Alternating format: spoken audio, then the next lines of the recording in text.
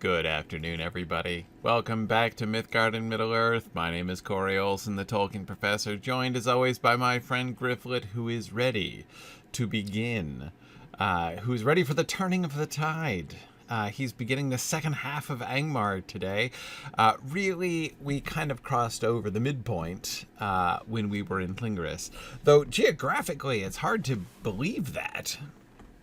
Seeing as... You know, if we look at Mordor, Talith is like half of it, but that's okay. I believe in Gryfflet here, so I'm sure this is going to be fine. So we've done Udun, we've done Dora Marth, we've done Plunges, and now we are doing Talith down here in the south.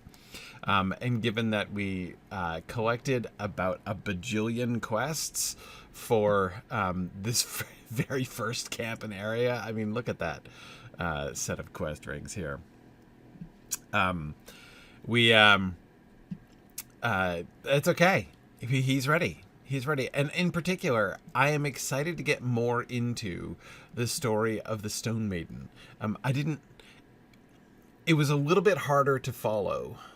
Okay, I'll say it's a little bit harder to follow when doing just the epic line, but then again, it doesn't help when I do the epic line like once a year either, so perhaps that also influenced my ability to follow it, but that's all right. Okay, anyway, Harthalin and I have had our little talk here, and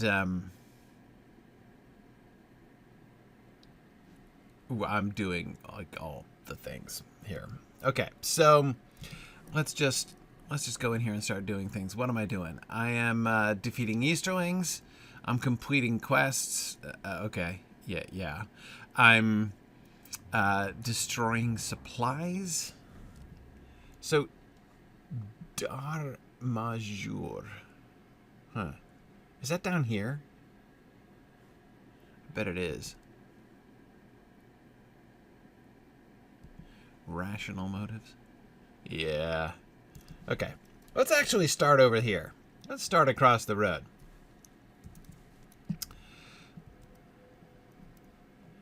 Okay. Let's see who we've got here. It's right, and Gryfflet is gaining levels again. How exciting! Ooh. Thorocow's warrior. Does this guy have a quest ring like in his midriff, or is that an orc standing behind him? No, he's got a ring coming out of his chest.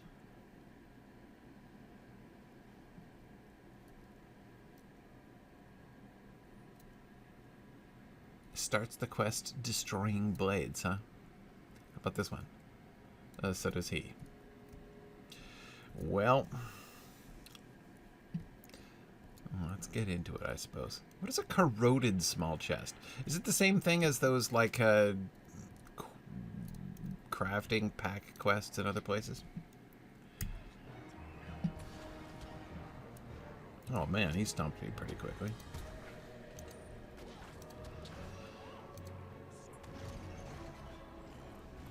Okay, defeated an Oleg High, and... let's see. By defeating nefarious enemies, love the word nefarious, been one of my favorite words for a long time. By defeating nefarious enemies, you will gain their discarded weapons and prevent others from making use of these brutal instruments of war. Who knows how many more blades lay scattered throughout Talith Urui? Lie. Scattered. Presumably the blades are not in fact laying anything. If blades could, like, lay eggs that would grow into other little blades, then that would be a problem we'd have to step in on. But, what should be the opposite of nefarious? It's a really good question. The sort of corresponding word that I've always associated with it is pernicious. But my understanding has always been that pernicious is the word that you use to refer to like inanimate things. Like you know, something is pernicious if it will do harm to you. Like a poison can be pernicious or something. Whereas, like, if somebody has bad motives, towards you, then they're nefarious. But I might be wrong about that. Okay, let's see what happened here. Yep, it's a crafting bundle thing. Okay. All right, so look at that. I found something, that fire crawler over there, that I don't have a quest to kill. How about that Drake? I bet I do. Oh, yeah, that's right. I got to kill 12 of these things. Better get on it.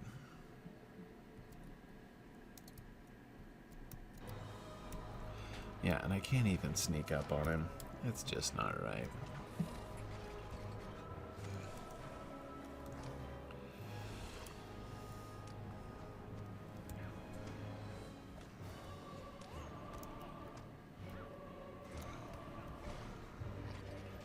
Oh, I should have probably focused my strikes, I suppose. It's all right. Okay.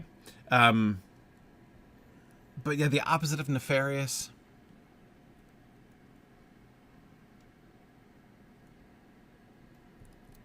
I don't think I could... what is the thing? Diversion. Yeah.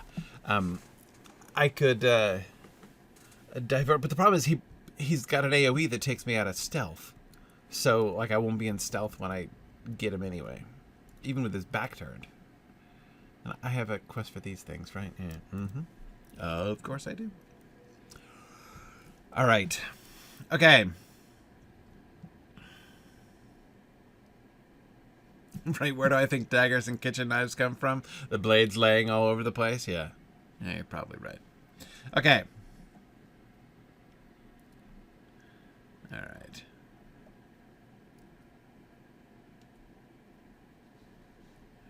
All right. Hey, I'm running low on lore questions. And since I have a lot of people, I got a lot of combat to do here today. It'd be good to have a lore thing to talk about.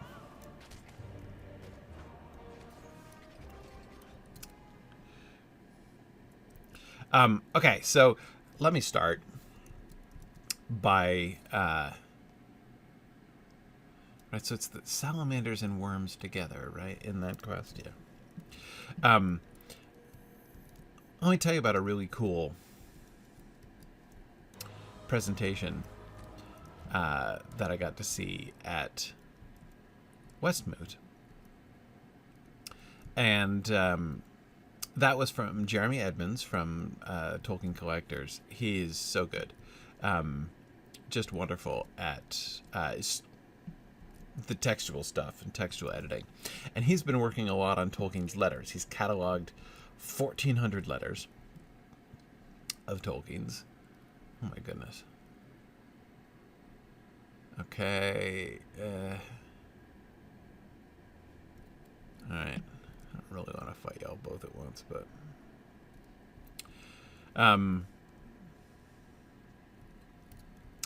Anyway, so, he gave a presentation on the editing of Tolkien's letters. And it was really interesting. But here's one of the things that was a real take-home for me. One of the things that is so important when you're reading Tolkien's letters, and it's surprising, like, on the one hand, like, when you say it, it sounds really obvious. But it's actually really hard to keep track of, like, to think about continuously when you're actually working, reading Tolkien's letters and thinking about them. And that is context, right? One of Verlin Flieger's sayings about this, which I've always tried to internalize, is whenever you're reading Tolkien's letters, you always have to pay attention to who's he talking to, like, who's the letter addressed to. And of course, this is not just and I think that sometimes people will hear, because basically, of course, he talks to, like, different people different ways and says different things to different people. And I think that sometimes when scholars say things like this, sometimes people maybe feel that it's like, I don't know what, like, not taking Tolkien's letters seriously or something. Or, a lot of people don't like the idea of, that like Tolkien would be inconsistent, right? That he would say one thing to one person and like a totally different thing to a totally different person. But of course, like we do the same thing. Like if you think about it in conversation. Think about your own conversations. Think about how you talk to your parents, or how you talk to your siblings, or how you talk to your friends, or how you talk to your spouse, or how you talk to your coworkers. Like you might have the same conversation with, any one of those people, and talk about things quite differently, right? Talk about totally different subjects.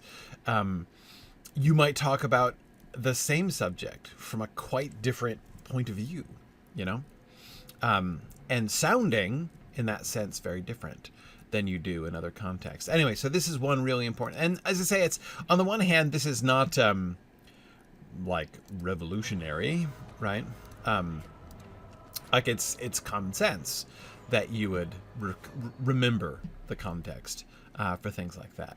But as I say, it's really easy to forget, because when we read Tolkien's letters, we so very often, we just kind of like want to read them as, just like Tolkien, like talking to us, right? And we want to treat what he's saying about, especially when he's talking about the Lord of the Rings and such. We want to treat it as if he were like, I don't know what, like handing down a decree, right?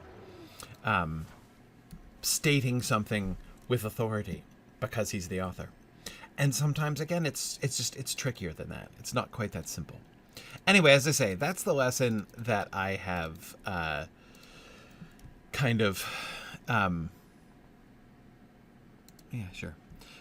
that's the thing that I have kind of internalized years ago, and always, try to work pretty hard on doing. But here's the thing that Jeremy's talk that I heard at Westmoot a couple weeks ago really opened my eyes to. And that is how much editing, how much the letters that we can read in the collected letters, the published letters, how much they've been changed. Now, I'm not,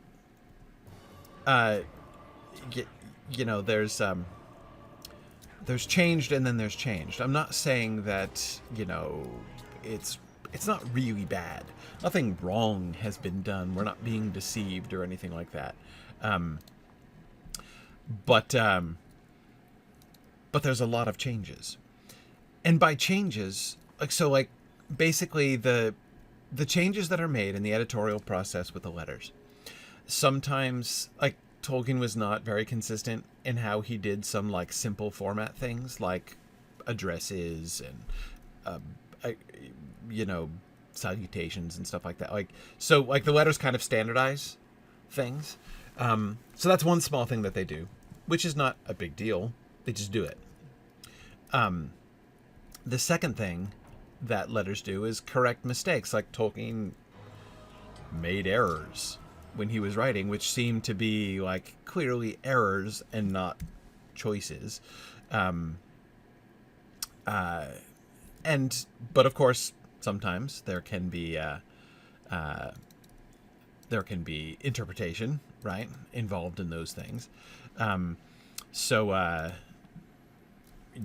One can't make assumptions, but usually those are fairly mild. But of course, also, and this is the most important bit, there are parts left out. Where'd that guy come from? So the letter that Tolkien wrote will have big chunks of it omitted in the letters, and you can't tell. You can't tell from the published version whether a few words has been left out or 3 pages has been left out. Now, why do they leave things out? 2 reasons. One is because they're trying to keep the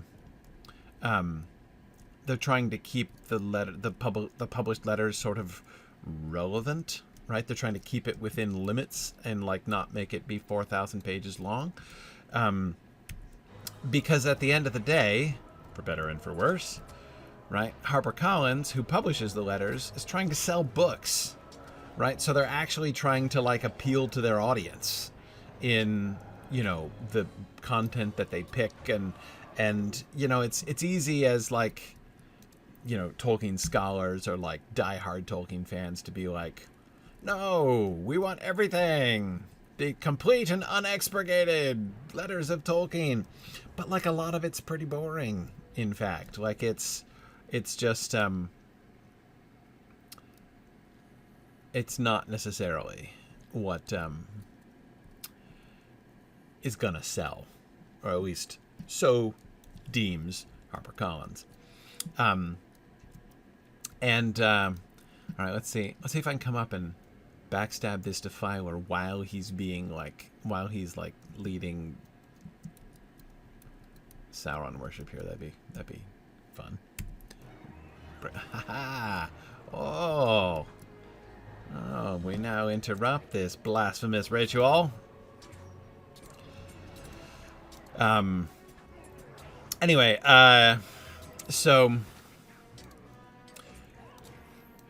but there's of course another reason, apart from like relevance or like perceived by the publisher interest, and that's privacy.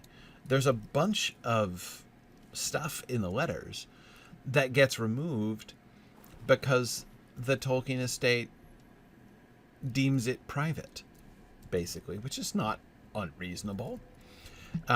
Again, you know, a lot of Tolkien scholars are like, we want to know everything. But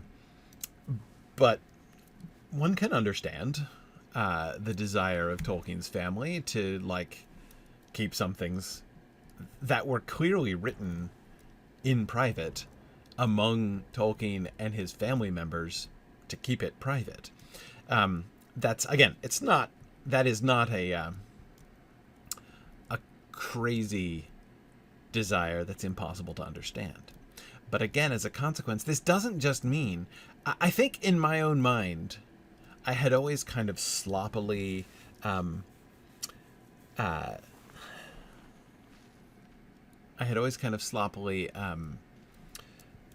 attributed or thought of the privacy thing, as a choice of letters, right? Like that some letters they're going to include and some letters they're not going to include because of the privacy thing.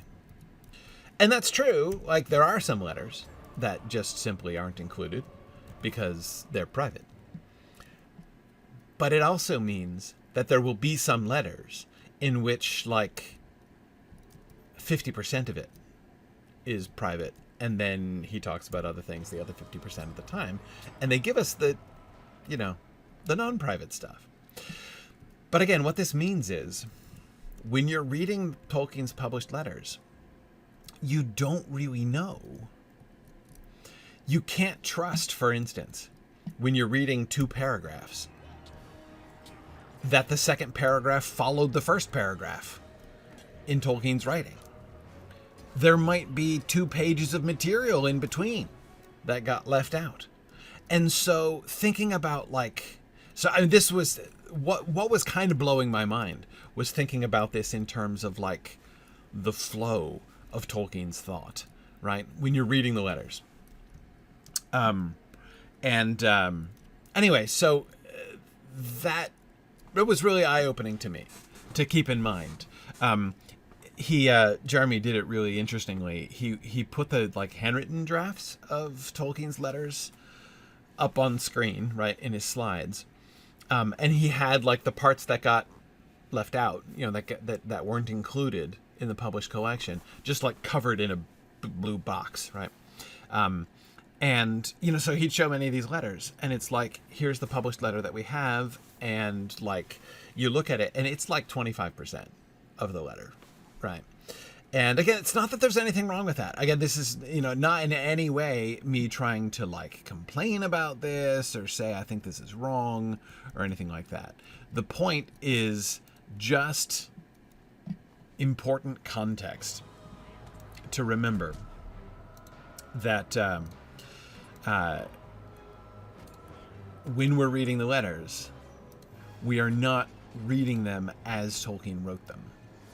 And so it is to be expected, not just understandable, but it's to be expected that they're not going to kind of like make sense. Like they're not going to sort of hold together in the way that Tolkien thought them, because they're only a part of the letter. Yes, Phil, you can't necessarily trust that what looks like one paragraph was originally together. Yeah, well, I'm not sure they mushed things together to look like a paragraph. Like, if it's presented as one paragraph, I think it's safe to understand that it was put together by Tolkien. What's the problem is you can't at all assume that that's the whole paragraph.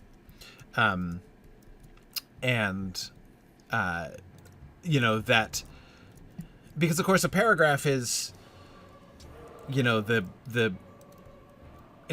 a thought, right? It's you're trying to develop a complete thought, and it is not at all obvious that you're getting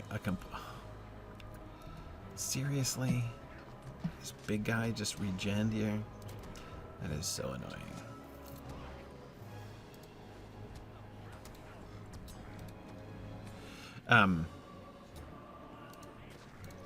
Anyway, so yeah.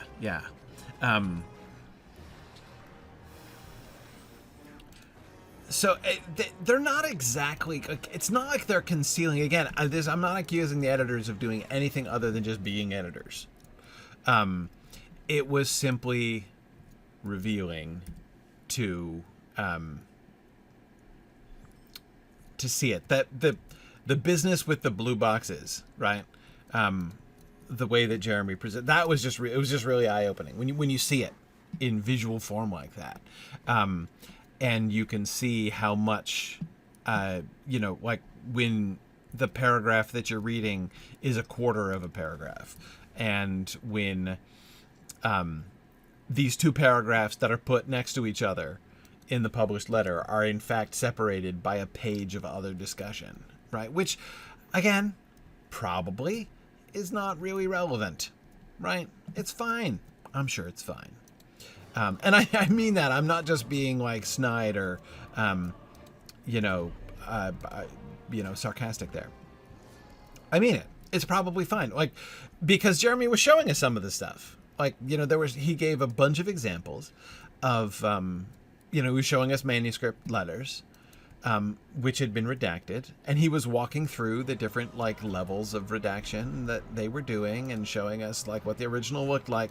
And I will say, like, there were, there are not many places where I was like, oh man, like, if only I'd known that sooner. I mean, they were things of like there's this one that was kind of funny where Tolkien was like nitpicking, like picking the tiniest nits about the Hobbit, like how the illustrations were laid out, or like the color of the end papers or something, like really, really, really small. And he spent like a page and a half talking about like all of these things. And then at the end of the letter, like at the bottom, he writes, never mind, forget all of this. And like took it all back. And it was easy to kind of imagine like the publishers being like, you have got to be kidding me. But anyway, yeah, that was Tolkien. So that was kind of fun. It was funny to see. But Okay, where am I? One problem with just going around and actually fighting all the things is that, like, I don't, I lose track of where I am. I have no memory of this place. When I'm just kind of wandering around, I can keep the flow of it in mind a little bit better.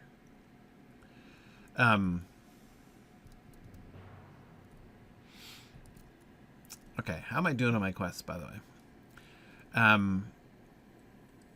I've collected sufficient blades. I have not been doing very much good, actually. Yeah, it is amazing. Normally I'm okay with that. I do really reasonably well. Oh man, I've only got 6 out of 12 supplies and 4 out of 10 rations. I'm gonna stop fighting, because most of this is not doing me much good anyway. I think I killed enough trolls. Did some of those quests advance and I didn't even notice? Okay, oh no, wait, no. I just finished half of it. Defeat Oleg High. So these aren't the Oleg High, those are the ones, like that dude who regenerated, right? Who regenerated in front of me. Okay. And you're a black Uruk. Oh, you count. You don't count. That guy is an Oleg High, right? Yeah, here, I'm gonna go get him. I'll go get him while he's in a convenient location.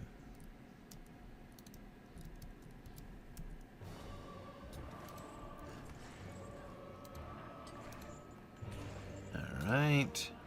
Very good. Excellent. What are steel tokens? I mean, some kind of bartering instrument, I assume, but... Alright, I gotta sneak in and get that. Do the black arrows count? Yes. Oh, well, that's useful. Glad to say I haven't been completely wasting my time.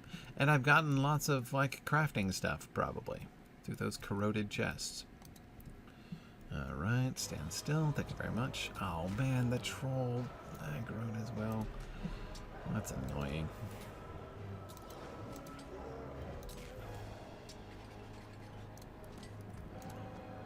Let me try stunning y'all.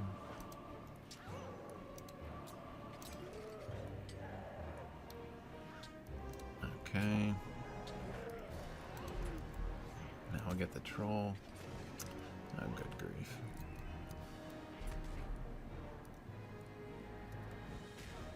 Come on, you're not fooling anybody, you know? Why fight the inevitable, Mr. Crusher? It sounds like a Star Trek reference, but it's not. Okay. Fine. So... I'll keep going up, I guess.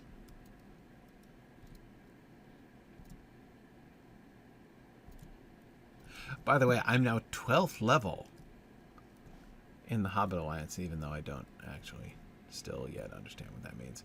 Okay. Oh, hang on a second. Is this the entrance? Is this where I came in? Ooh, these guys count. Alright, I might as well get them. I'll aggro the other one, but...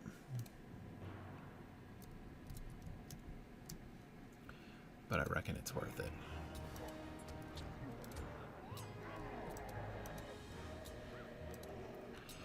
Yeah, I get 2 of them in a row, because then I'm... How many? Oh, yeah. I'm only going to need 1 more after this. No more going into a crowd to pick a fight with the one guy and aggroing a random troll like I just did. Okay. Alright, so this is the front gate. So that's great. That's excellent. Now I'm reoriented. So we come in through this little camp, and then we've got this crossroads. Okay. I'm going to go uphill.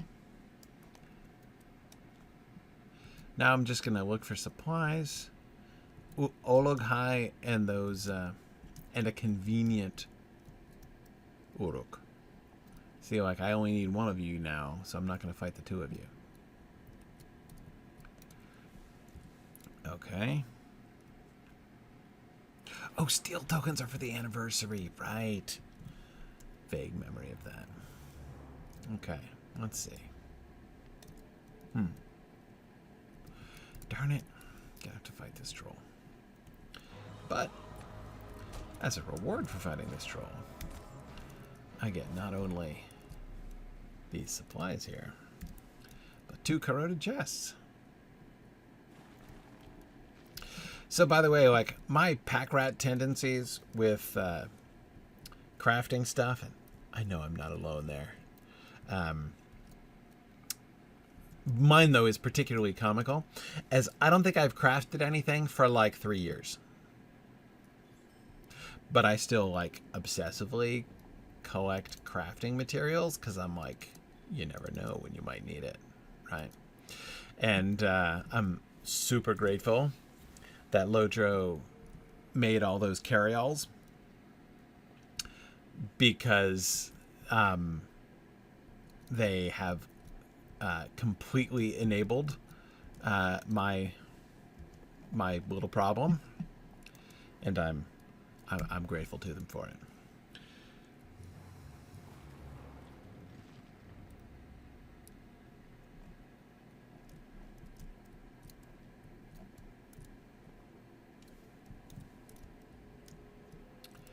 Okay.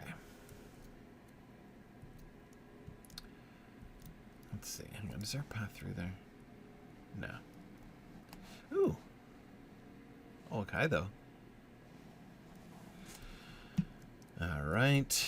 We're making progress here.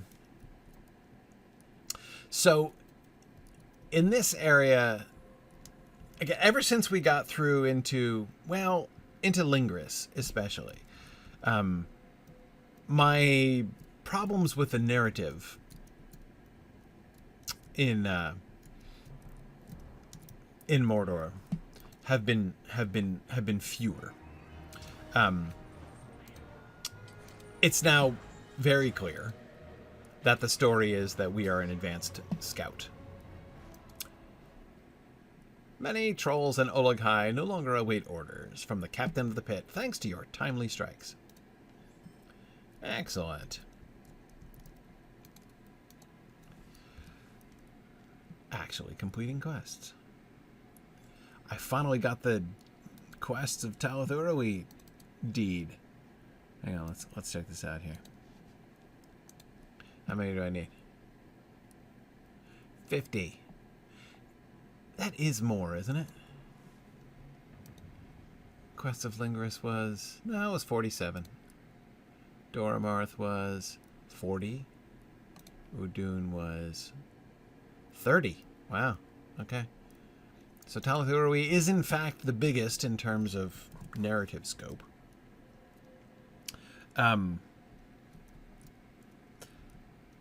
Anyway, yeah, so and here we go. This should be my last Uruk. Nice. You defeated many orcs and Uruks, weakening Ugrakor's forces. Ugrakor is loyal. No, he's not. Okay. So, this is excellent. We're making so much progress here. I have to find a suitable place to dispose of the weapons. I wonder where that is. Destroying blades.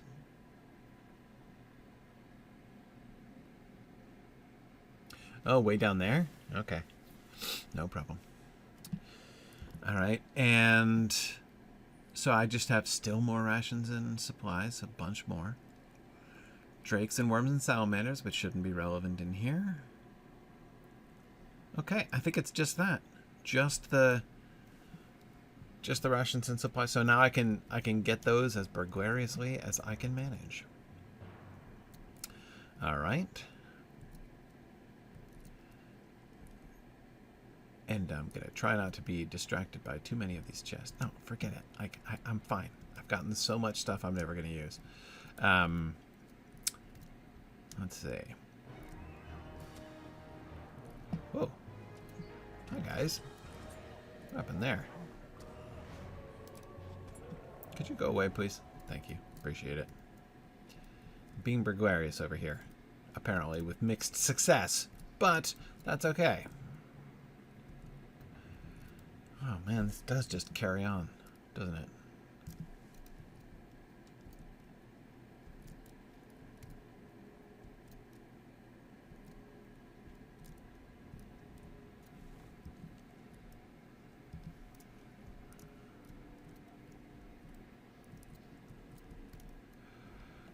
Back to the crossroads?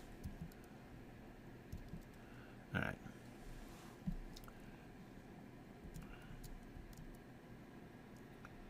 We'll go this way.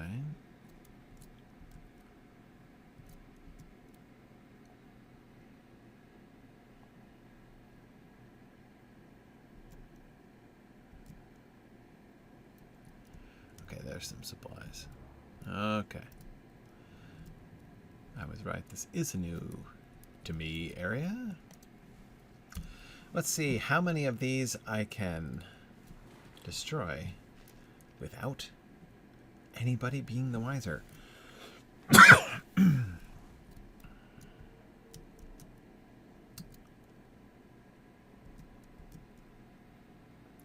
The ones next to these convenient boulders are relatively easy.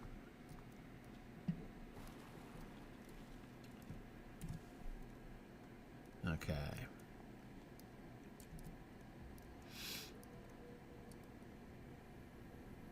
All right. Anyway, so I thought I would share my interesting relationship with Tolkien's letters, or my you know, that realization that I had, which was really, I felt that was very useful.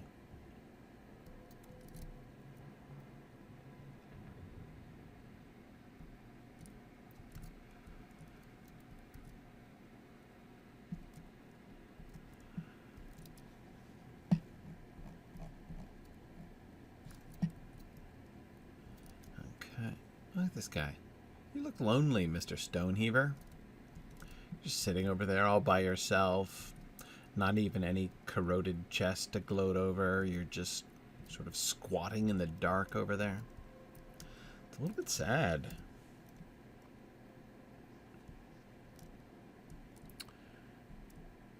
Okay, I need 2 rations and 1 supply.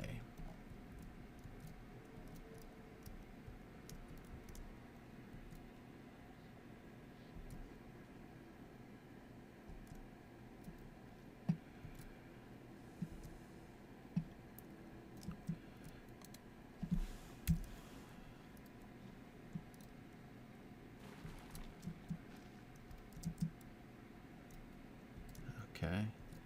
Getting close now. I don't even have to stealth to get this one. Oh, and by the way, I do have my little canine companion here on my desk today. So,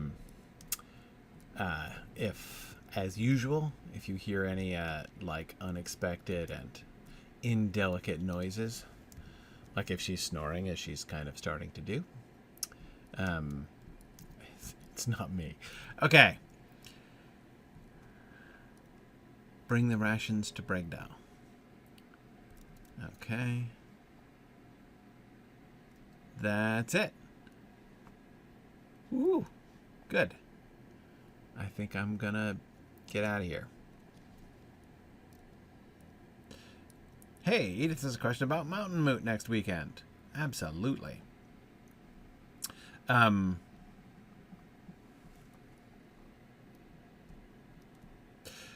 Hey, Edith, that's a great question. So Edith is saying, so she's going to attend Mountain Moot. That'll be great.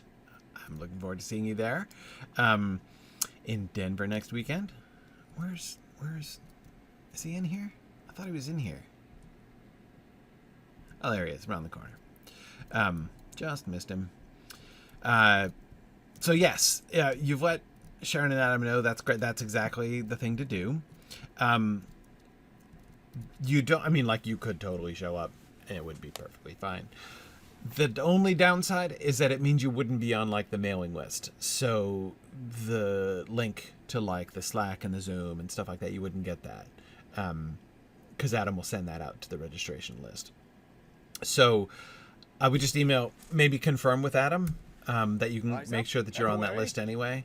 I think that's probably the simplest thing. All right. Excellent. Okay. You don't have anything else, Bragdoll? That was it?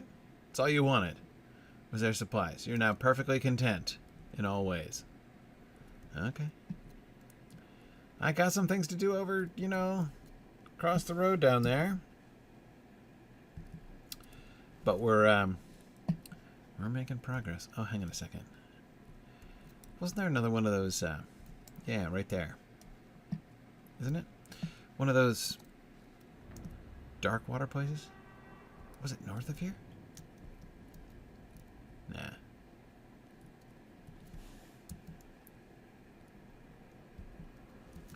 Yeah, I think it's down here. And I didn't quite go in far enough to register that I'd been there.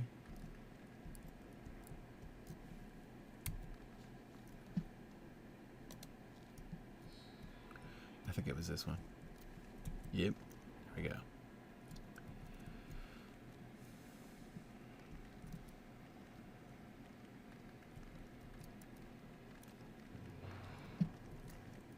Okay.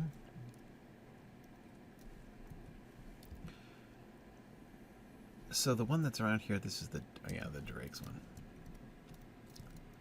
Because I have to kill a ton of those. I still have 10 left. Alright, I guess I better get to it. Edith, I agree. If you live there in Denver, it does indeed seem silly not to come.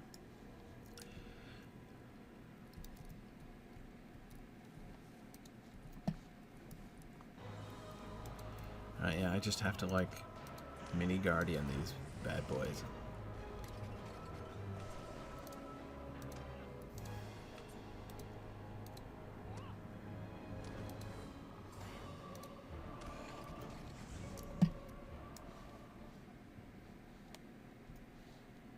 Okay.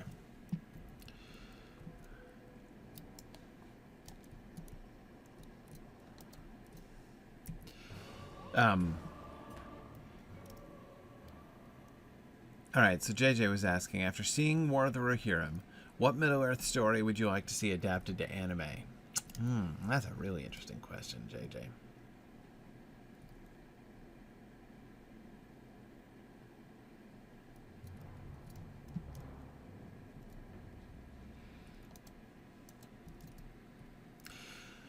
So he's not doing me any harm, but I have to defeat him.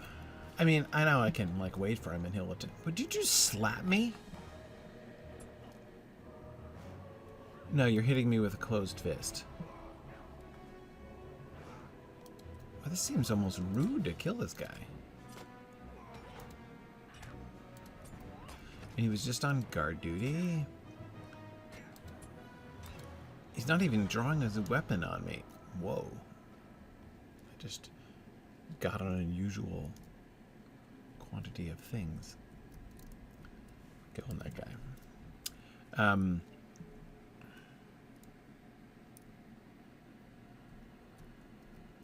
Anyway,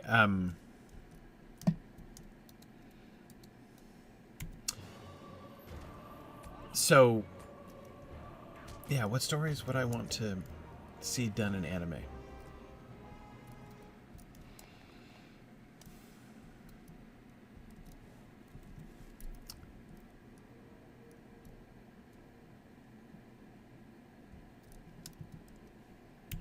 I can't decide whether I think stories about the dwarves would be particularly good or particularly bad in anime form. Like, I feel like it would be one or the other. Like, either it would be awesome or it would be really unfortunate. But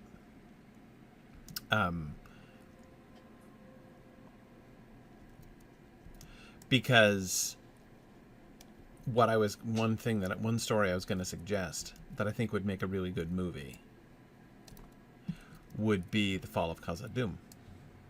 Like the book, Third Age, Fall of Khazad-dûm. One of the things about the Rings of Power, Khazad-dûm, which I really like.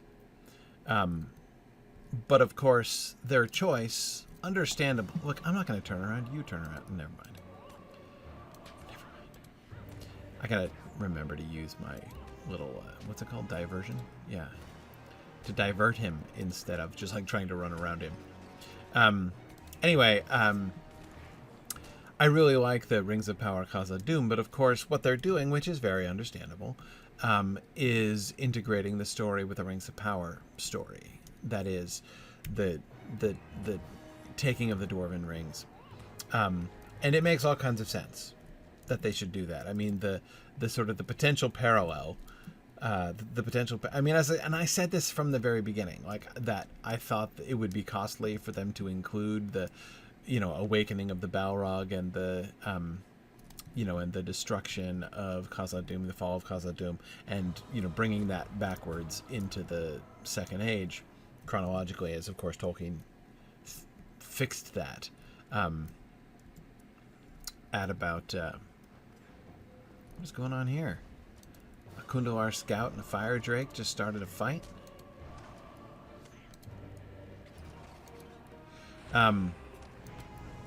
Yikes. Anyway, so like the potential parallels that you could build between, the problems that the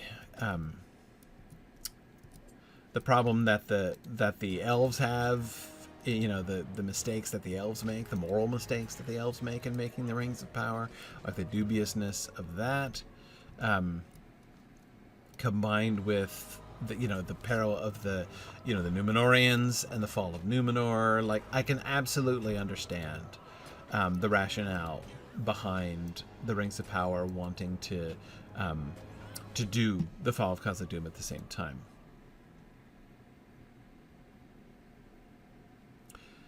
In order to gain more favor with the men of Fushaum Bal South, you realize you will need to defeat men at Fushaum Bal North.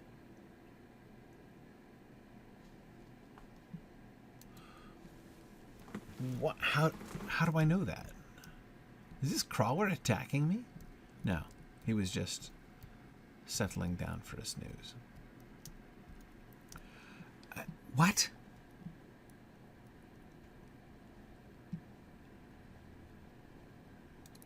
The Fushaum conflict?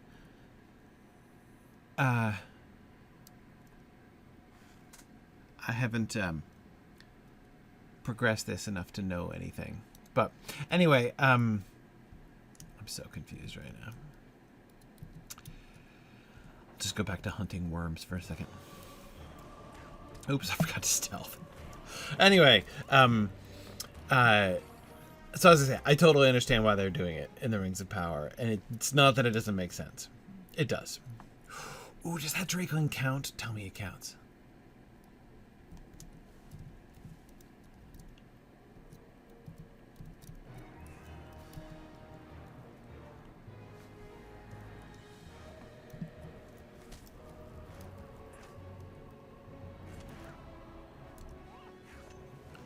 Yes! Awesome. Awesome. Anyway, but the fall of Khazad-dûm would be great. Like the Third Age fall of Khazad-dûm as a separate... I mean, I think it likely they wouldn't do it because, again, it's being done in the Rings of Power, but just the entire thing from the point of view of the dwarves. Showing... Because, I mean, we know so little about what happened in Khazad-dûm. We've been talking about this some in Exploring the Lord of the Rings lately, as we've been in, we've been in the Moria chapters now for a little bit. And,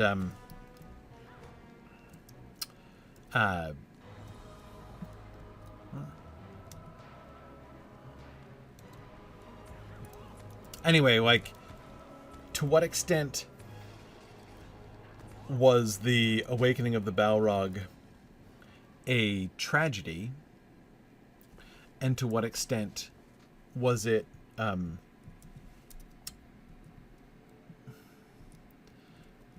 I was gonna say deserved. That seems a little harsh, but you know what I mean. Like, is it a result of the decay and fall of their society, or was it just a tragedy? Did they do something wrong? Gandalf implies that they did. They dug too greedily and too deep. But that, as we discussed in exploring the Lord of the Rings, is a really interesting. That's a really interesting passage.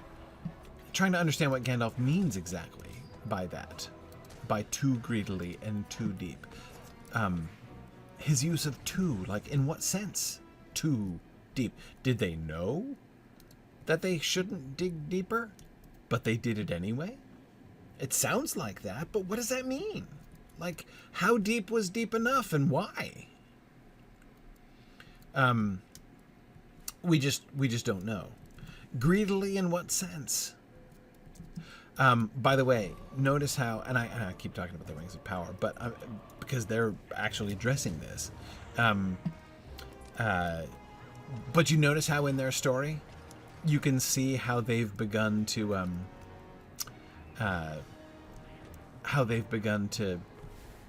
treat that, like with the instability of the mountain, and how, like, you have to the way they're kind of like quasi symbiotic relationship with the mountain, right? And how if greediness leads you to dig really deep, then anyway, like, it's you can see them beginning to try to explain that, in fact. But anyway, watching again, just focusing on that, outside of the context of the Rings of Power and therefore the war with Sauron and Eregion and all that stuff, just give me the story of Khazad-dûm and its fall. And I think that would be really cool. And the Balrog coming out, and like show me how that actually happened. I mean, that would be cool. And by how that actually happened, I mean, according to Tolkien's chronology, the dwarves lived with the Balrog for a long time. I mean, it was years after the Balrog awoke that before the dwarves left. Isn't that interesting? What did that look like? What was happening there? So anyway, yeah. So there's one. I think that would be a really fun one. And I think it would be really fun to do in anime form also. Because the Balrog and fights with the Balrog would be pretty cool in anime form. Talathorui is safer to cross. And my map has... No, it doesn't have less color on it. That's the Drake one. Well. How am I doing there? 9? Okay. Oh, there's another fight with one of those Kundalar scouts.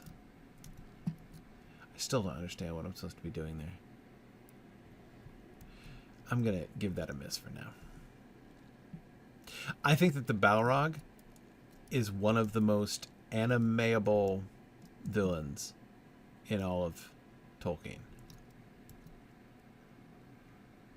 Like, if there's one of the bad guys that I want to see in anime form,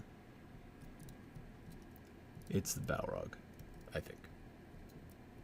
Also, I can't wait for a Balrog that doesn't look like a John Howe painting. I love John Howe. And his Balrog, despite having wings, though that's, been kind of played with and improved in some ways. His Balrog is really nice, but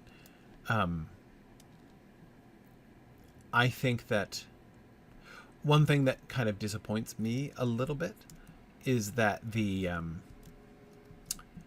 Balrog in the movie has come to dominate people's imaginations of Balrogs too much. it's a really interesting adaptation. It is a moving picture of the Balrog, but it is very far from,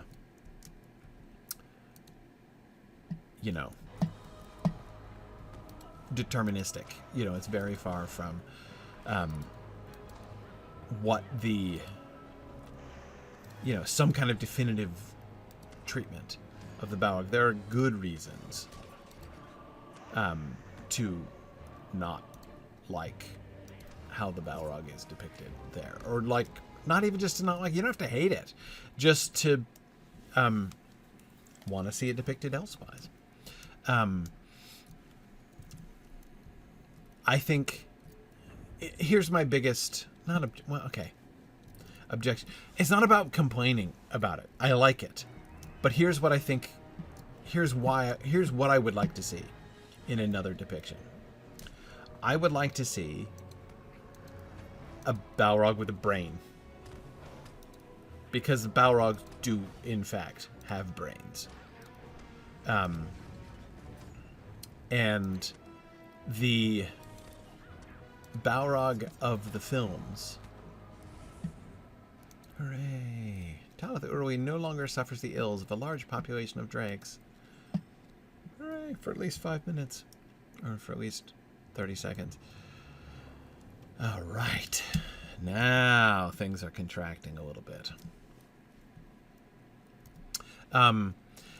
Yeah, the movie Balrog is just a bruiser. He looks like an animal, and he acts like an animal, as far as we can tell.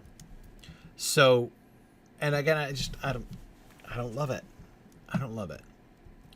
I certainly don't think it's the only way to depict it. But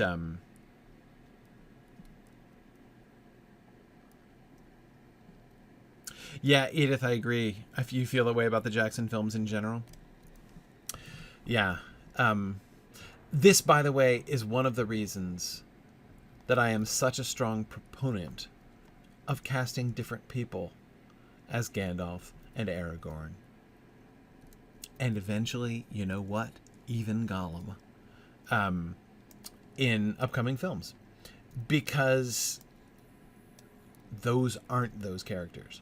And I know that now, like, a huge percentage of people picture Viggo Mortensen, like, when they picture Aragorn.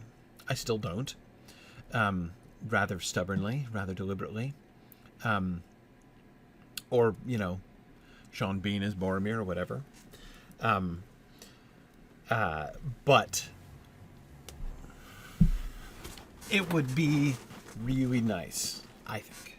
I think it would be an excellent thing. Not something that a lot of Tolkien, like a lot of fans out there in the world, would love, probably. Which is why it won't happen for another couple decades, probably. Okay, so now I've procrastinated long enough. Fushaum Bal. I have to figure out what on earth is going on here. So I have this quest.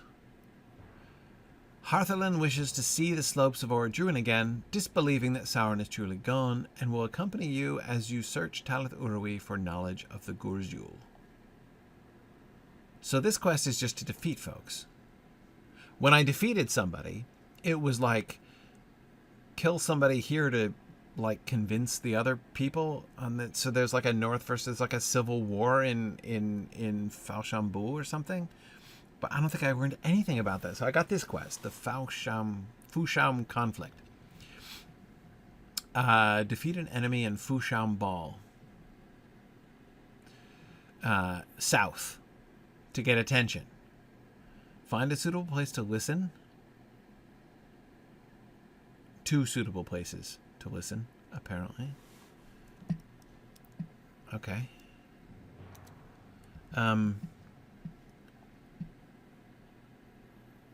I assume the orange rings are where I'm supposed to listen, so let me just do that.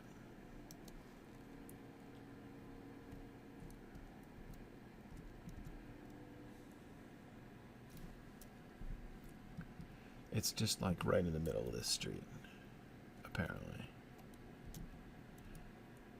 And I should be able to listen from stealth, shouldn't I? You'd think.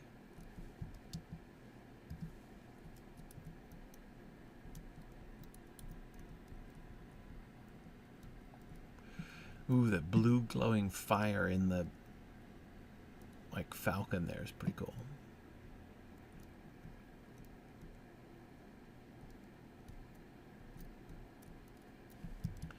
Did I miss it? No.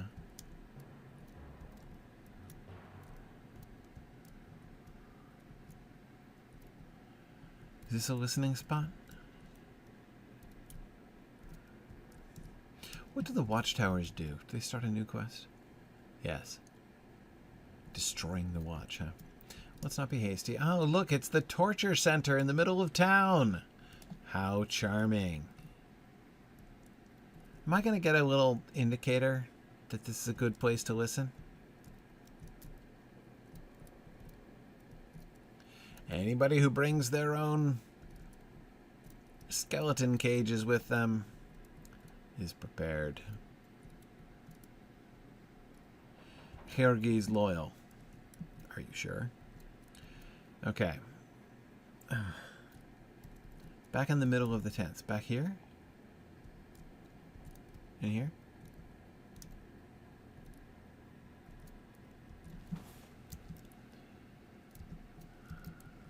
Okay.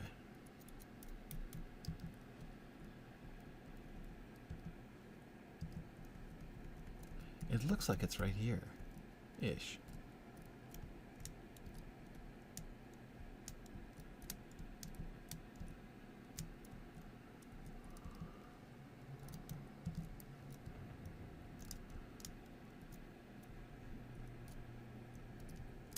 Stand over by these dudes?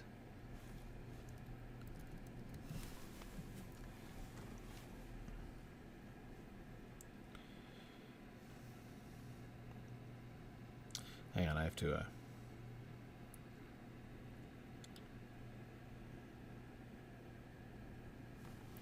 sorry, I'm texting my just hearing my son getting home from school. I'm texting him to come get the dog. That's it. My son, remember that? Whom I always have to end this. I used to have to end the stream really fast, like suddenly, so I could run out and not leave my son on the side of the road. Remember how I used to say that for years? Yes, so nice. Him driving himself to school these days. Okay, so I guess I'll just listen. You hear mention of the name of Kyrgy, so there's no indicator. Okay. All right, so that's it.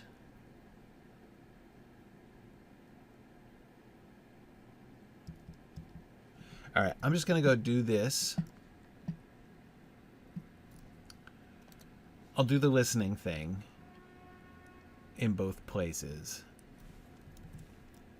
And I assume I'm going to have to go and, like, kill a bunch of people in both places, basically. But this is a little disjointed. Okay, it's fine. Figure it out. Yes, Phil, the same son who used to be drumming on my head. Mm-hmm.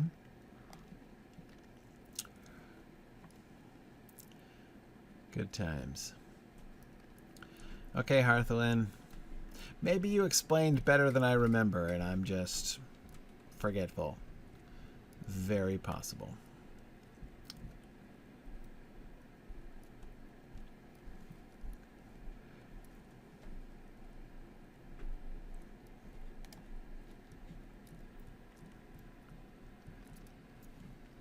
Okay, hang on a sec. What do these guys have?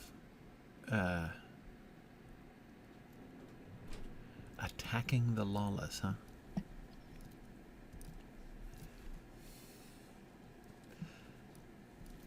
All right.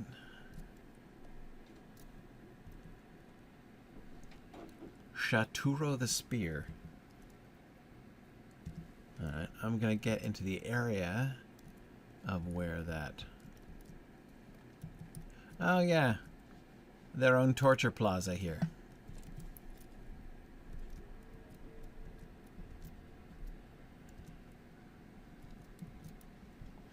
Okay, so I gotta listen to this here. Thang and Malatuk. Okay. And now I just have to defeat an enemy in the south to get attention. Okay. Here's a guard wandering by himself and minding his own business.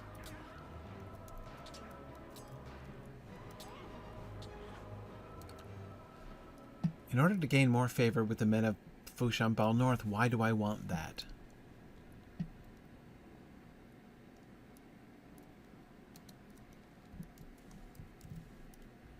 I don't understand. So,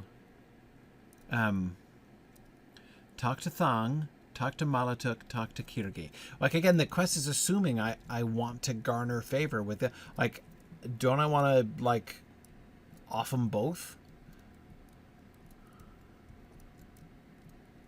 I mean, why am I currying favor?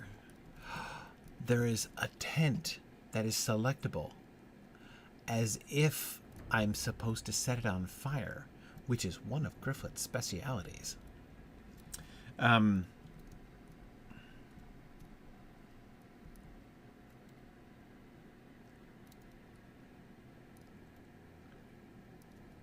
some point, that quest will require reputation?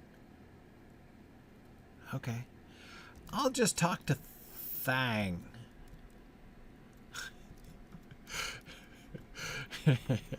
Is that his last name? Is that his last name and his first name is Ain't No? One can only hope. Alright, let's see if we can get down to the bottom of this whole nonsense.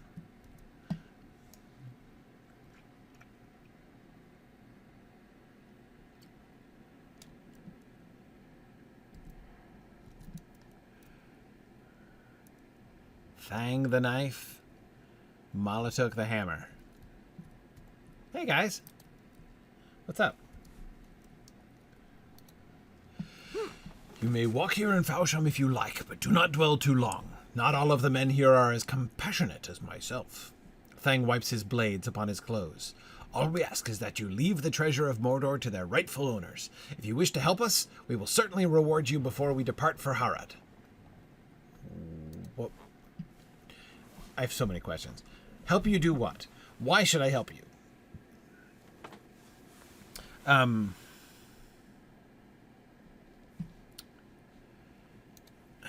Okay.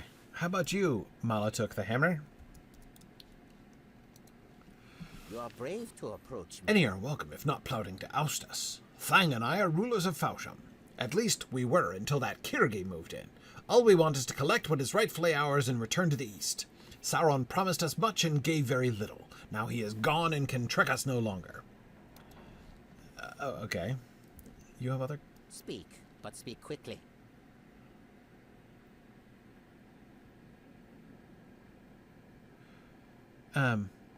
Okay. The quest, the Fushaum Resolution, I don't have that. I have one called the Fushaum Conflict. And the Fushaum Conflict, by the way, sounds like an episode out of the Vietnam War or something, but this is a repeatable quest that you have never completed. Yeah, well, I don't even know whether to accept this or not. Is this one of those things where I have to randomly decide one side to, like, to pit against the other, even though they're both awful?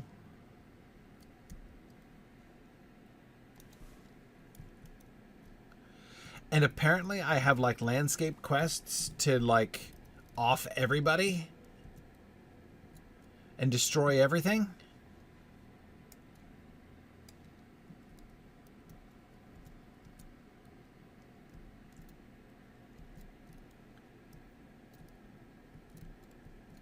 Smack both of them around until they get some sense is exactly what I'm looking to do. Like, that's the kind of quest I can get behind. Okay.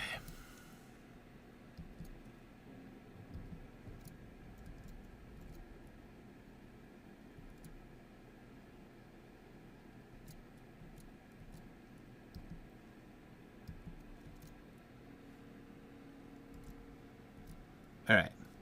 Okay, so Mountain Ledge says, to advance the quest line here, you have to reach a certain rep level with each side. It's best to complete one side completely, then do the other. But you must talk to each leader first. Okay.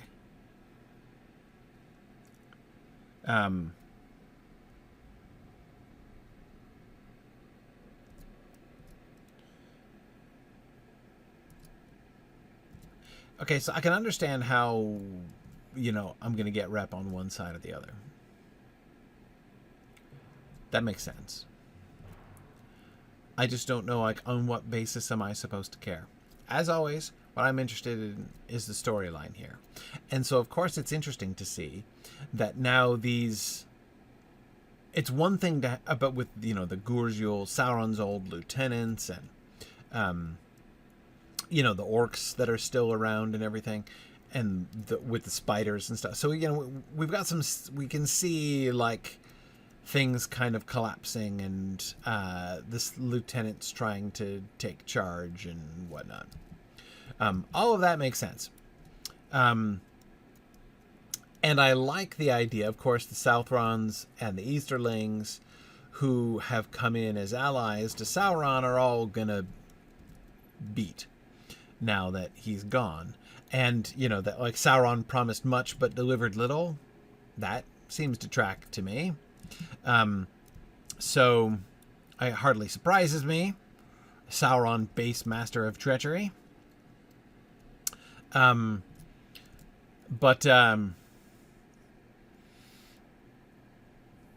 So yeah, and I would encourage them to leave, because then we won't have to fight them. So sounds good.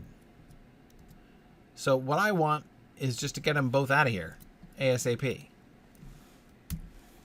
What? I could have killed you like that. Oh, like that. Kirgi snaps his fingers to simulate your death.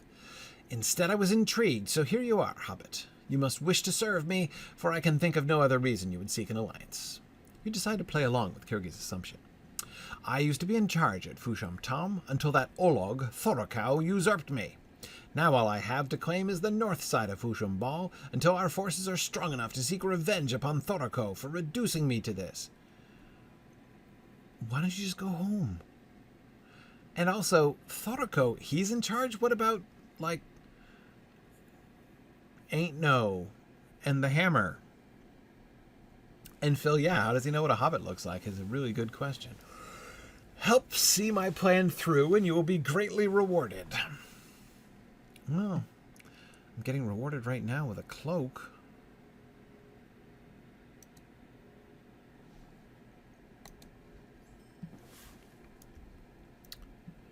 Okay, oh my goodness. Look at all this stuff. Oh, hey, so this is...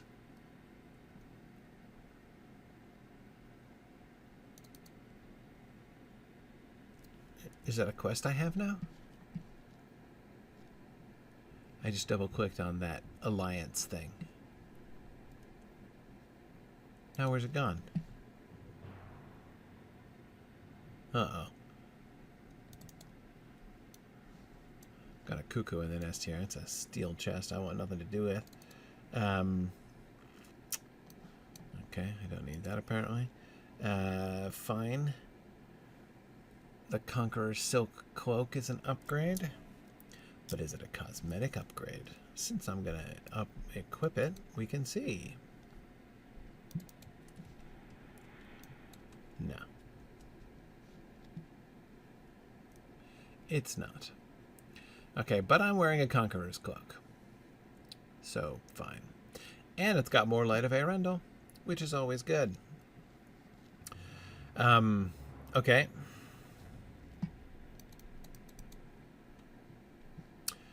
How are we doing cosmetically here? What do we need? I'm collecting Conqueror stuff, or wait, no, it was Pathfinder stuff. Nobody knows. Got Pathfinder boots, Expeditionary pants, Conqueror's shoulders. We're all over the place. Nobody knows anything. Okay.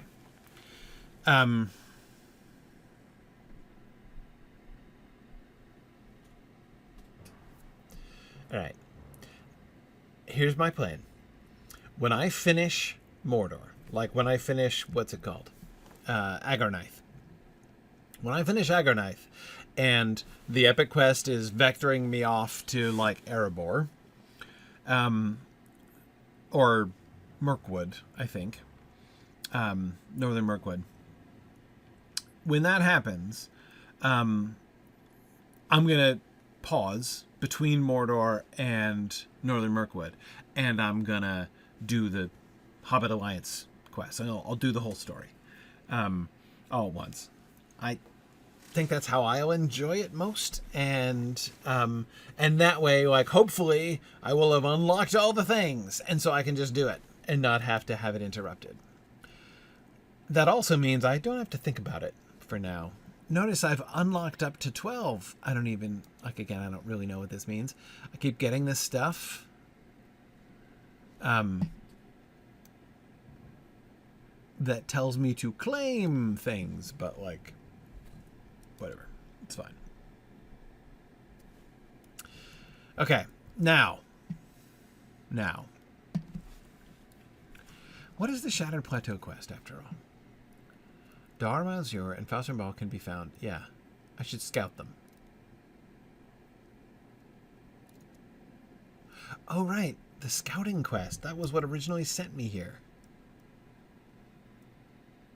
And it sent me here and just dumped me into this mess of conflicting quest concepts. All right. So, in fact, the quests I have right now are...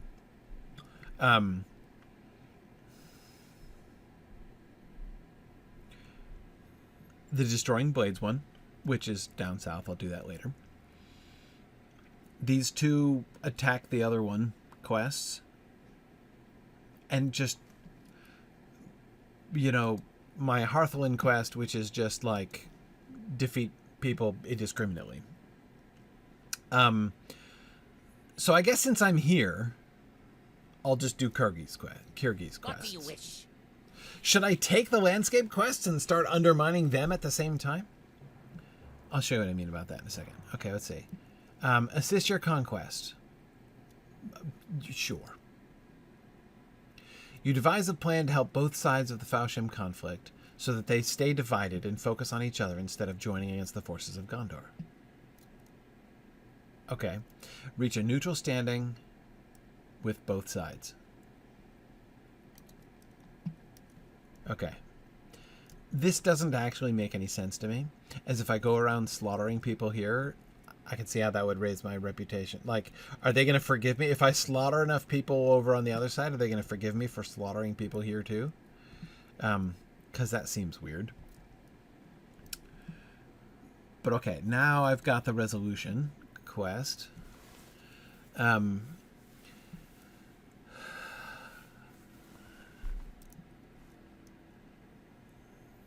Okay.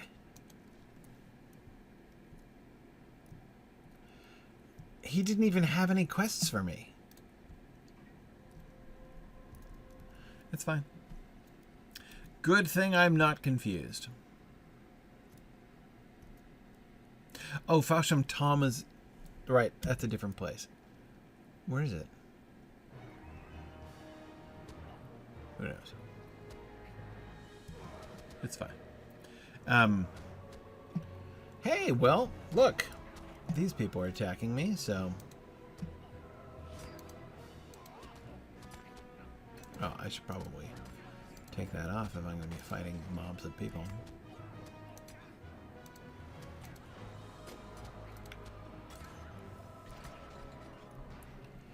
Alright. So I'm increasing and decreasing my reputation. This is inefficient. I took his quest and then I immediately started slaughtering his people, which is kind of dumb. Where can I see my... Is it just in the regular rep thing? Where in all the hundreds of rep things is it? Okay, there it is. Alright, I've earned a ton of enmity here.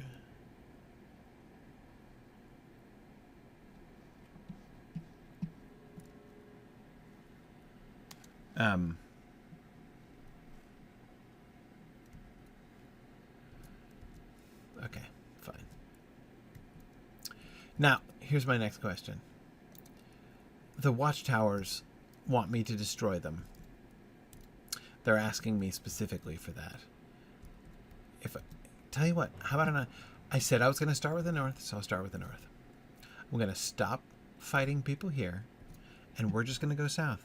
We're going to go south, and we're going to fight people there, and gain reputation, and probably, like, burn tents, because who doesn't enjoy burning tents? So that's what I'm going to do.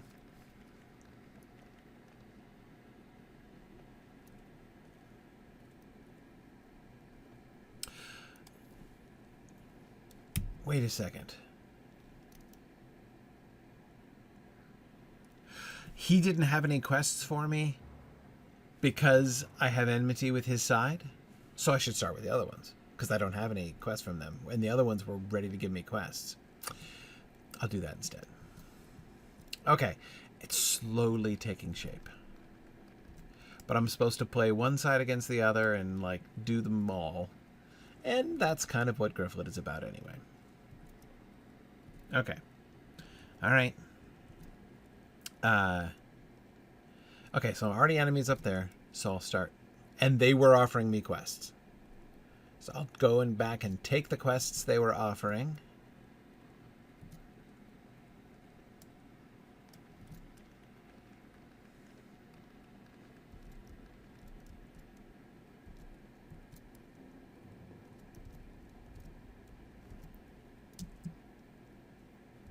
Oh, that's right, I can't go past the...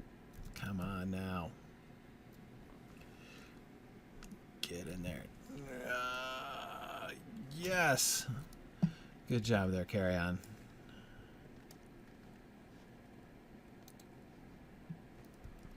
Alright. Ain't no.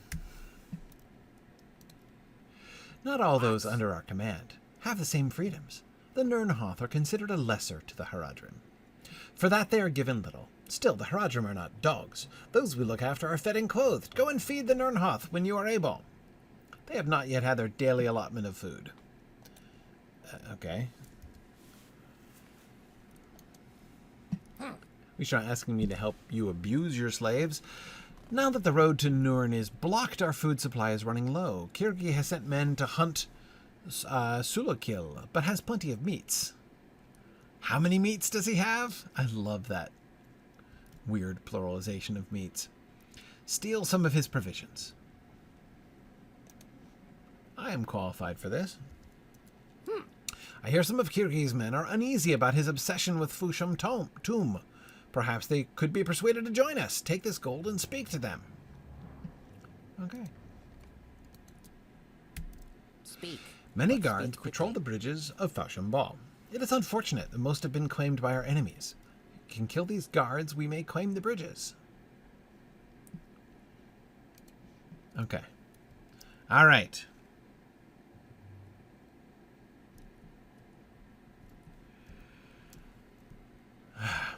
Great.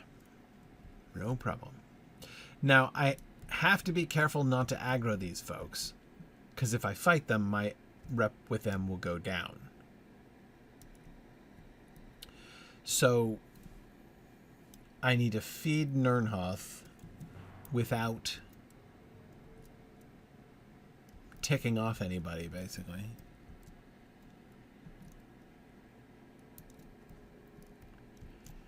Okay, but I'm not going to set fire to their tents while I'm doing their quests, because that would be dumb. Okay. All right. I'm just doing their quests. There were Nernhoth around here. I know I saw one. There's a cooking pot.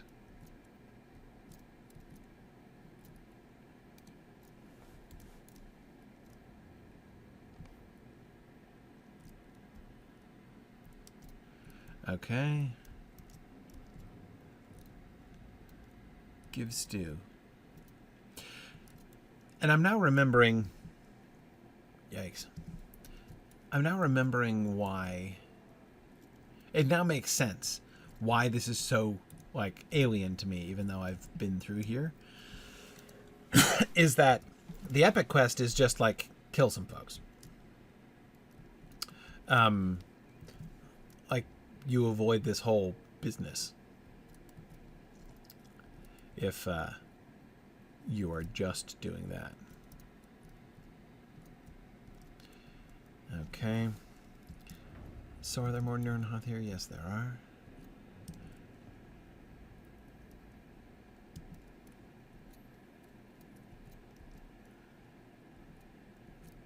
I think.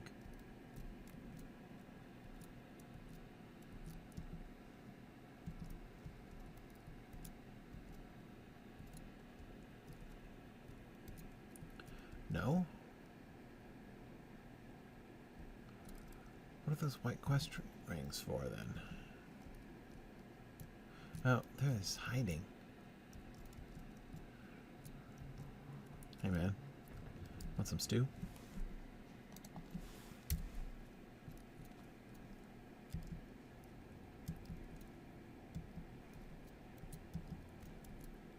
Okay, so there is another one. Also cunningly hidden, presumably. Yes, he is. Okay, so those are the yellow floaty names. Okay.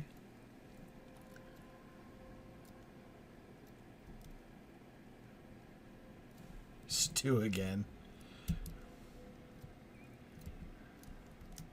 Alright, so I gotta go around this building.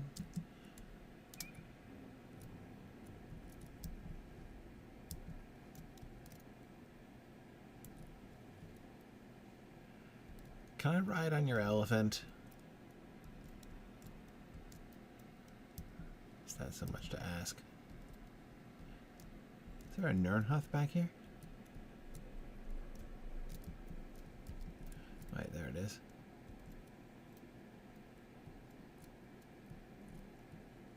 Yeah. Okay. No, it says giving, not using.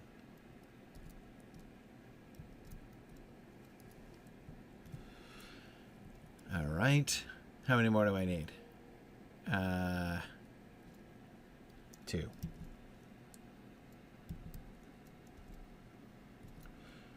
This is me not setting fire to the tents. Okay, so there are 2 more up in this corner. I am working for the Haradrim now. Gryfflet does errands for the Haradrim.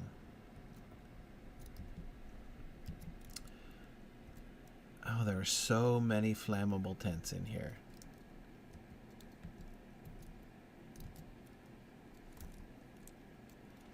But that's okay.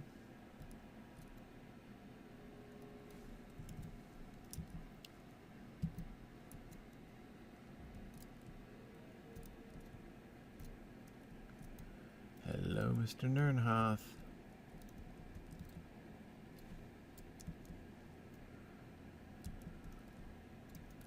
Are you behind the tents? Oh, there you are. I saw you. Next to the horses. Okay. Excellent. This should be my last one. Great. Okay. So that's that. Reach a neutral standing with Fushaum Bal South. I need to bribe the poor. I need to get out of here is what I need now.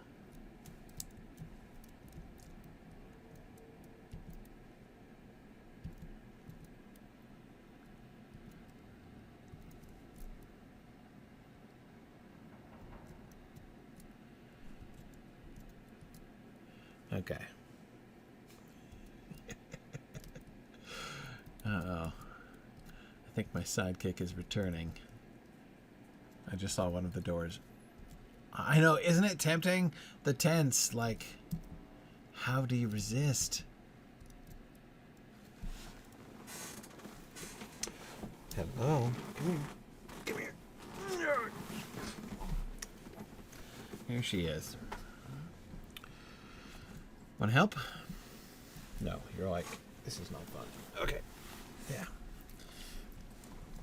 There we go. No pixie. Nope. Get out of it. No nose around to my desk. Okay.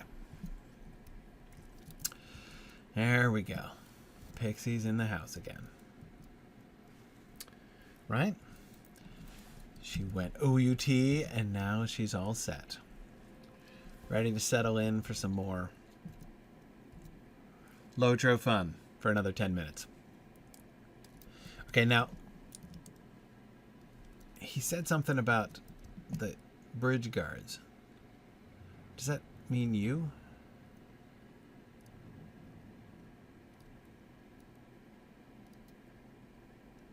No.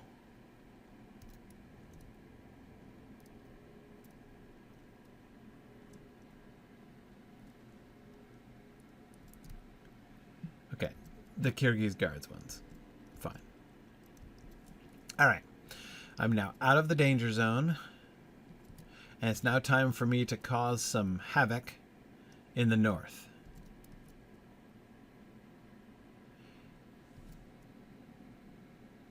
Which means it's going to be very tiresome indeed, isn't it? To, like, recoup my status. I'm going to have to cause twice as much havoc now in the south when I'm done with these. But hey, that's okay. Don't bestir yourself, Harthalin. Don't worry about it. I got this taken care of. I have this really complicated plan. And let me tell you how much easier this is.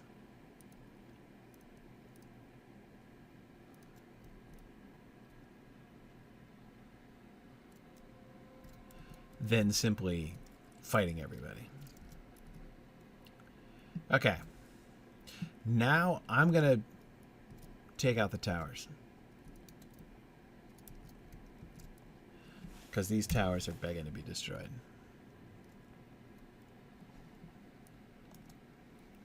You notice watchtowers that are not being guarded very closely at present. Destroying these would allow you to gain favor. Okay.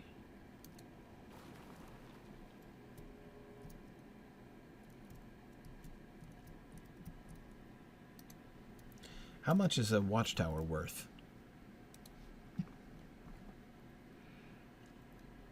Enmity of the South.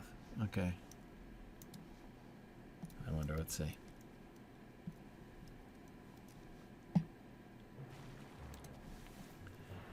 Not much.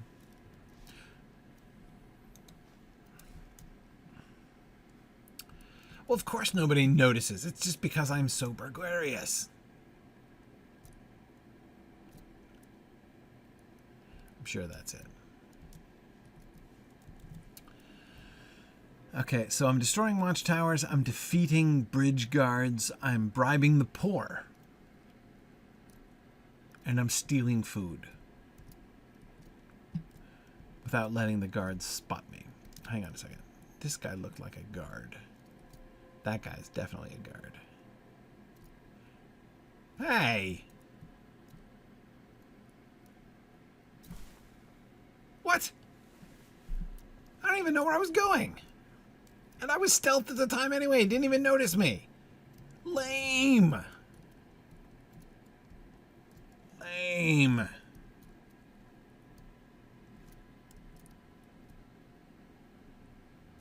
I object to that on principle.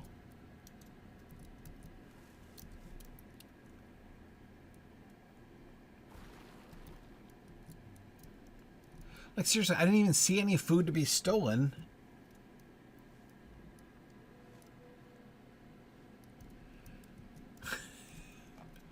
Hello there, vagrant. I am here to recruit you for some reason. Would you like to join the other evil team? Great.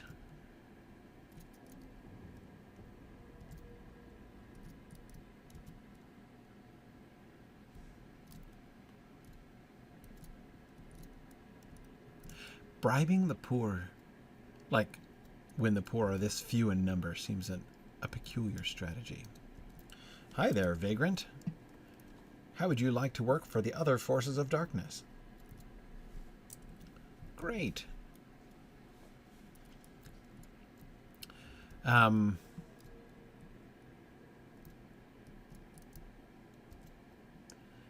Okay, there's another watchtower here.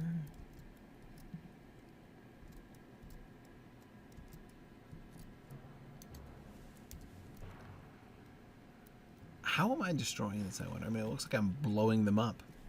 Have I brought some devilry with me that facilitates this process?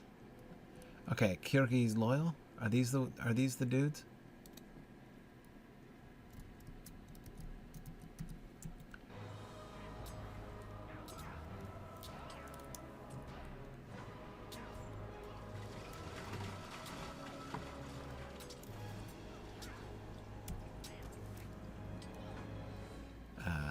Defeated Easterlings, check.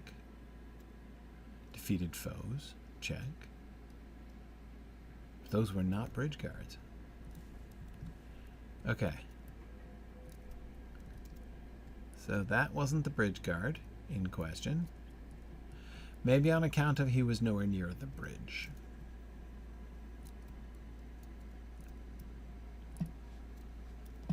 How's my rep doing? No change. Does this mean I'm getting rep tokens or something? No. No, I don't seem to be.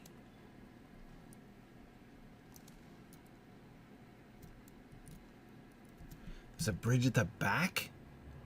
Is there? I never even saw that.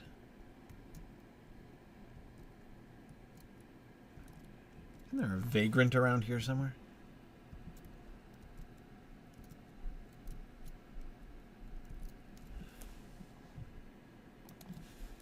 Oh, there's a tower at least.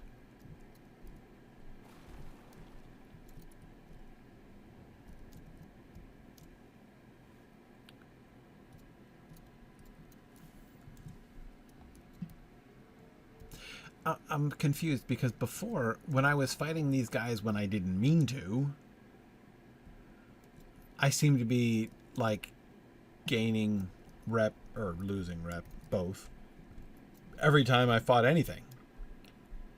Now I've just fought a couple dudes, and nobody seems to care. You'll think about it. Okay, you got maybe a better offer?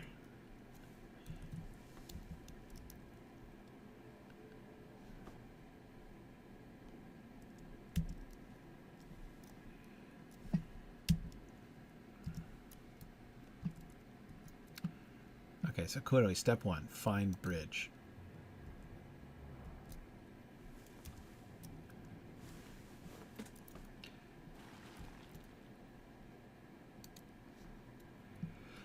The leaders of Fushaum Bal South are pleased. Great. Okay, now what did that do? No, not my crafting one. Okay. All right. Yikes. Okay. Let me just do an experiment here. Hey, Mr. Kundalar Warrior. Would you help me with a little experiment?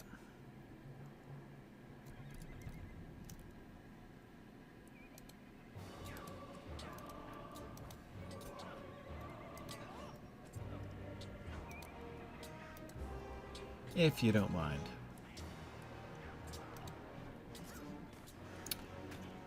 Okay, so I did get a tiny little bit.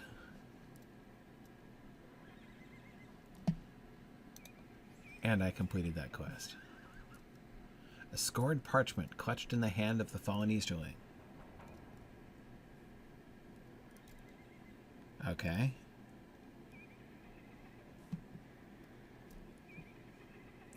Oh, this is the epic.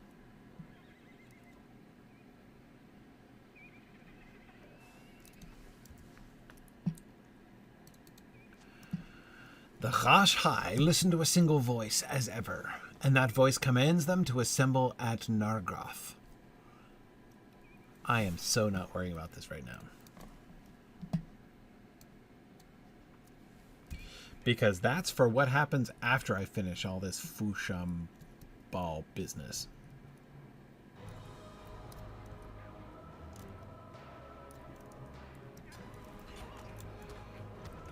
Okay, so I do get like an infinitesimal amount of rep. Yeah, I'm getting plus 16. I see, plus 16 and minus 8, so I only have to do 150% as much damage down there. Yeah, whatever. Okay. Alright, I'm a quarter of the way to neutral standing there.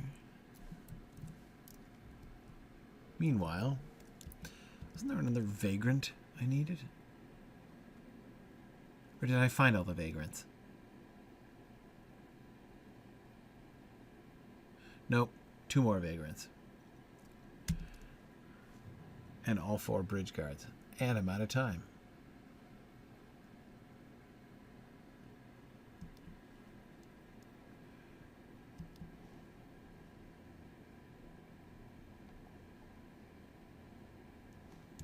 Okay.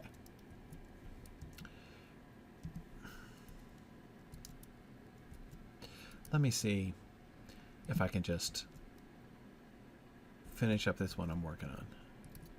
Is this another... I bet this is going to be kill more to make them even happier quest, right?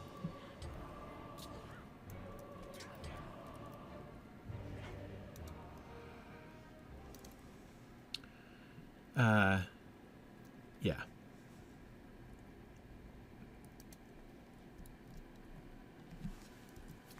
Attacking the unwelcome.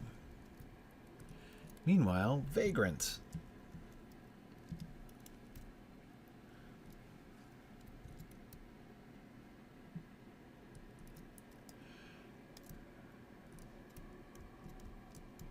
Oh, and I can carry on destroying towers too. What's happening here?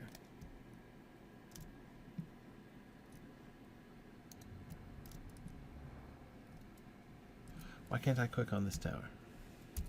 That was weird.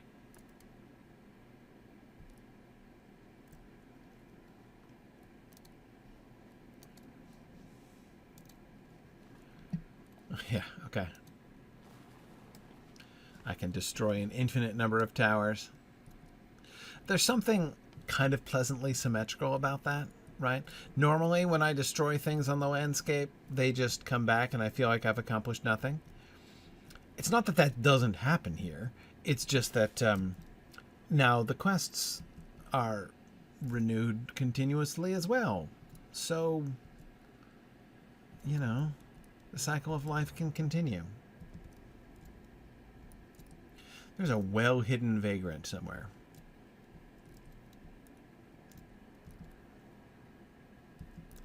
Now I'm getting cold again. Is it on the other side of this building? Good grief.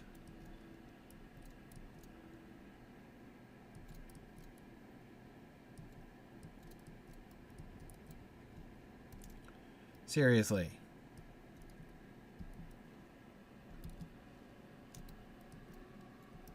There he is.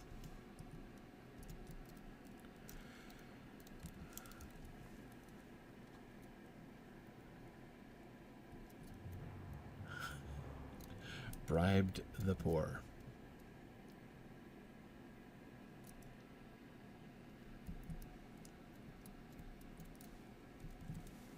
Huh.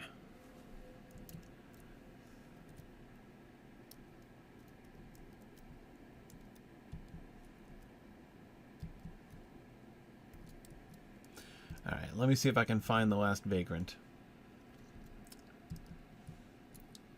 Perhaps destroying some towers along the way.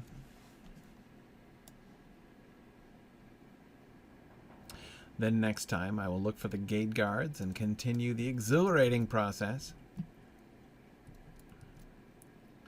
of what? Oh, it's doing that thing again. Where I left click and it just makes me start walking unstoppably instead of actually clicking on anything.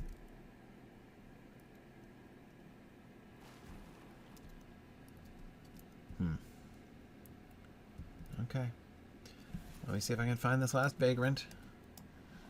And then we'll go.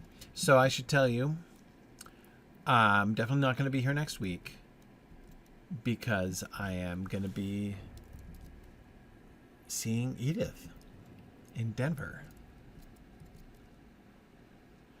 It's Mountain Moot.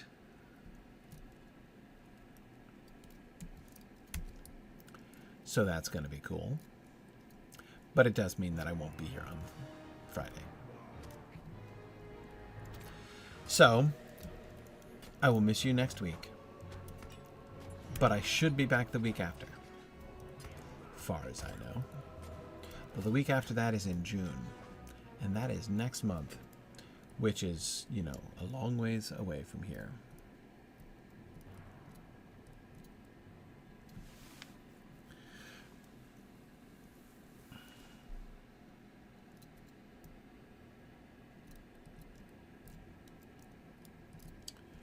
Okay, where's that bridge guard thing?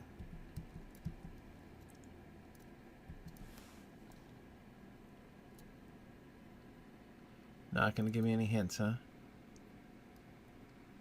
Okay. All right. So help me remember next time.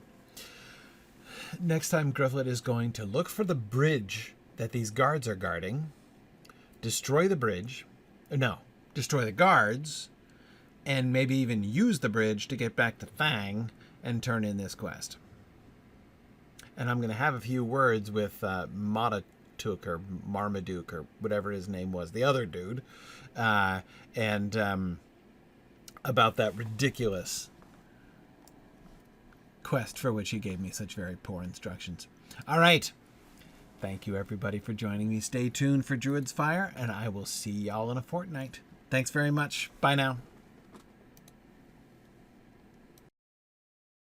Thanks for joining in on my rambles around Standing Stone's brilliant digital adaptation of Tolkien's world. If you enjoy these adventures, please consider supporting this and other entertaining educational programming by donating at signumuniversity.org/fund.